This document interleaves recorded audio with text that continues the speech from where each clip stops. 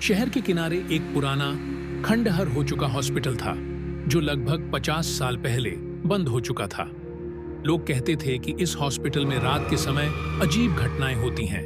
हालांकि दिन में यह जगह एक सामान्य खंडहर जैसी दिखती थी, लेकिन रात होते ही यह किसी डरावने सपने की तरह लगती थी। हॉस्पिटल का इतिहास। यह हॉस्पिटल 1970 के दशक में शहर का सबसे बड़ा और सबसे व्यस्त हॉस्पिटल था। यहाँ हर रोज सैकड़ों मरीज इलाज के लिए आते थे।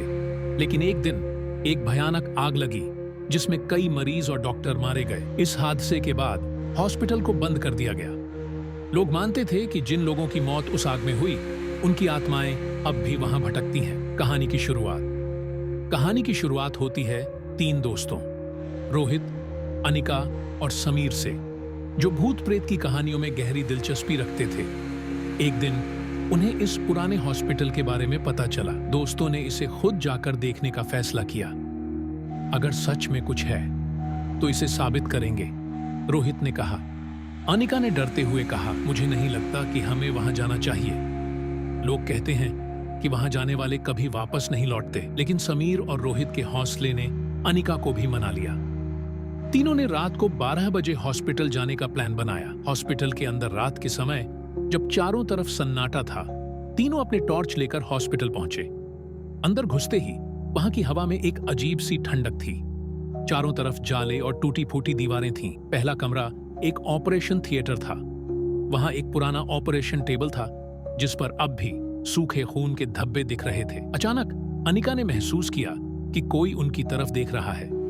यह सिर्फ तुम्हारा भ्रम है, समीर ने कहा। लेकिन तभी ऑपरेशन थिएटर की टूटी हुई लाइट अपने आप जलने लगी और बंद हो गई। डरावनी घटनाएं। तीनों घबराकर आगे बढ़े। वे एक वार्ड में पहुंचे जहां बेड्स की कतारें थीं। वहां एक व्हील चेयर अपने आप हिलने लगी। यह हवा का असर होगा, रोहित ने कहा, लेकिन उसकी आवाज कांप रही थी। अचानक उन्हें एक औरत की रोने की आवाज सुनाई।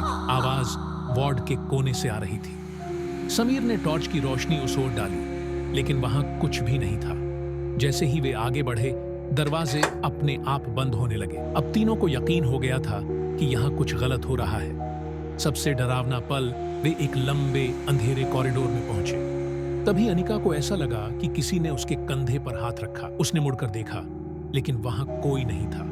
अचानक एक तेज चीख पूरे हॉस्पिटल में गूंज उठी। चीख इतनी डरावनी थी कि तीनों के पैर कांपने लगे। वे बाहर भागने की कोशिश करने लगे, लेकिन दरवाजे बंद हो चुके। तभी उनके सामने एक सफेद साड़ी पहने औरत प्रकट हुई। उसका चेहरा जला हुआ था और आंखें गुस्से से लाल हो रही थी। तुम यहाँ क्यों आए हो? उसने कर्कश आवाज में पूछा। मौत के करीब तीनों बुरी तरह डर गए। समीर ने हिम्मत जुटाकर कहा, हम माफी चाहते हैं, हम यहाँ से चले जाएंगे। औरत ने कहा, तुम लोग अब यहाँ से नहीं जा सकते, ये मेरी जगह है। वह उनके करीब आने लगी। तभी रोहित को याद आया कि उसने सुना था कि भूत से बचने के लिए मंत्र का जाप करना चाहिए। उसने तुरंत AUM नमः शिवाय का जाप शुरू कर दिया। जैसे ही रोहित ने मंत्र का जाप शुरू किया, औरत चिल्लाई और गायब हो गई। तभी दरवाजे अपने आप खुल गए। अंत तीनों किसी तरह भागकर हॉस्पिटल से बाहर निकले। उनकी हालत खराब थी। इसके बाद उन्होंने कभी किसी डरावनी जगह पर जाने की हिम्मत नहीं की।